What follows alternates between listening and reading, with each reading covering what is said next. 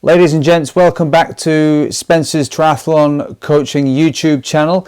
Today we're going to be talking about Zone 2 training and the benefits of Zone 2 training and where you can implement it within your training schedules. So we hear a lot about zones of training, and specifically today we're going to be talking about the heart rate zones, and we're going to go off the 5 zones of heart rate.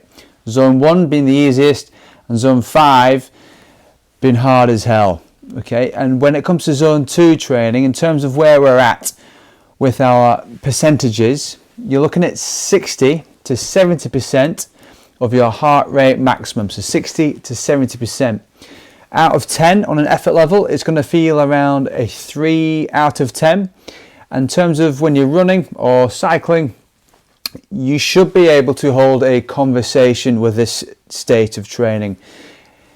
So if your sentences are broken up and you're struggling to get your words out, the chances are you're not going to be in that Zone 2. You might be in Zone 3 or at worst Zone 4. There's nothing wrong with those zones, but when we set out our training for a Zone 2 session, we want to make sure we're in those Zone 2 sessions.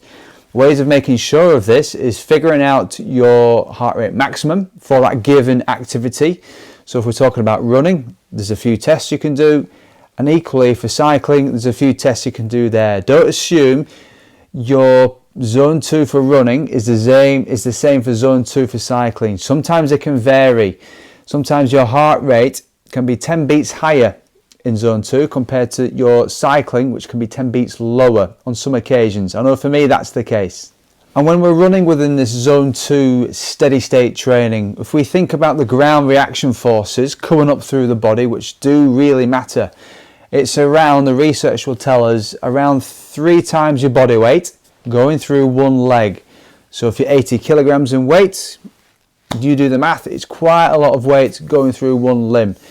So if you're starting out afresh with training, you don't want to be doing this every day of the week. You want to gradually build yourself in. Even protocols such as the Couch to 5K, which we have in the United Kingdom, is not a bad way to start in order for your body to get used to this new style of training and stimulus coming on board. So what are the benefits of Zone 2 training? So once we get used to the style of training, the body loves to utilize fat as an energy source, be it intramuscular fat or adipose tissue, or fancy name for fat, body fat. The reason why it can access body fat a lot more compared to other zones is that oxygen is much more readily available. We have an abundance of oxygen. Remember what we said just before, a minute or two ago? You should be able to hold a conversation, meaning lots of oxygen is coming in through the mouth, in the lungs, and that's spreading it out to where it's needed. Running, around the legs, and obviously cycling as well. And the longer we spend in this state of training, your body adapts and it gets used to burning fat as an energy source. So we can oxidize fat more readily.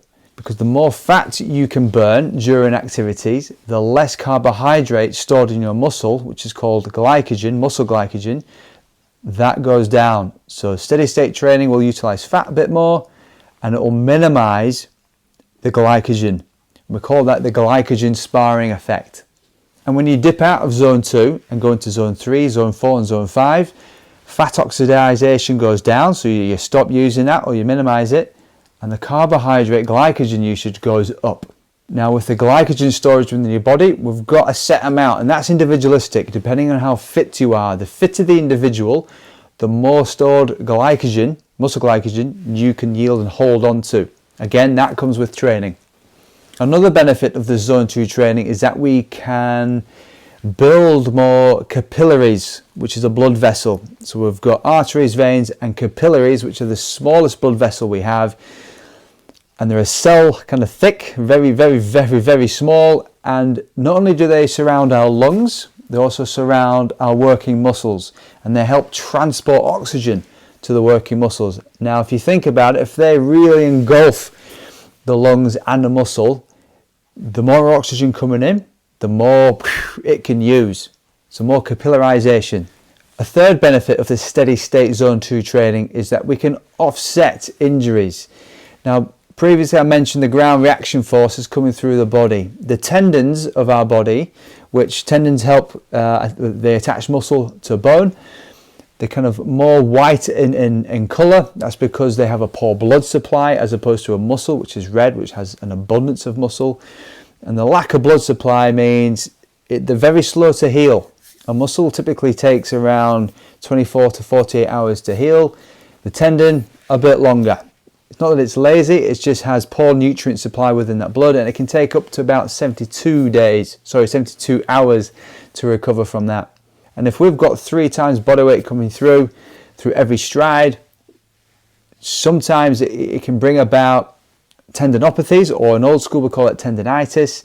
And if you keep it at that zone 2 training, the ground reaction forces stay nice and low, so your body can tolerate this for quite a few days of the week. Now that depends on how fit you are, of course. And common areas where this can offset the injuries is the Achilles down towards the ankle. We've got the tendons around the kneecap, we've got tendons in the hamstrings, so on and so forth. And we can just offset these, and the tendon and the tissues, the soft tissues, have just got a little bit more time to recover, as opposed to just going haphazardly out there, running and cycling at high speeds, which means high forces, which can then aggravate tendons. A fourth benefit can be that we make and use more mitochondria within working muscles. Now mitochondria, funny little thing, it's an organelle, and it's also known as the powerhouse of the muscle. Now with this zone 2 style of training, not only do we increase the number of mitochondria within the muscle, we can increase the size of these things. Now mitochondria, we break these down, utilize it for ATP, adenosine triphosphate, and we can utilize that to help muscles contract, which obviously help move us. And the more of these we've got, it's almost like that Duracell bunny advert. You go faster for longer before you start slowing down. So the more of these you've got is a more advantage to you. And the final benefit I'm going to talk about is that we can enhance our red cell blood count within the working body here. So specifically hemoglobin, which is a protein, and that's what gives our colour its redness within our blood. And the key job of hemoglobin is that it helps transport oxygen to the working muscles. So there you have it, as a short, brief introduction to the benefits of zone 2 training within your endurance pursuits. We've got increased fat oxidation, so using that more as an energy source before you tap into your stored carbohydrate. We've got enhanced capillarization around the lungs and the working muscles. We can offset injuries, so training can be consistent throughout the weeks and months, so we're not having weeks off with injury. We can increase the size and number of mitochondria. And fifth, we can increase our red cell blood count. If you found this helpful, give it a like. There's going to be more information kind of style videos like this for your endurance training, and hopefully you can utilize it and take it forward into your training. So like, subscribe, all that malarkey. And there's a link in the description here with various things, whether it's a 7-day kickstart course within your endurance pursuits. That can be with triathlon, running or cycling. And also there's a website link there too. Enjoy.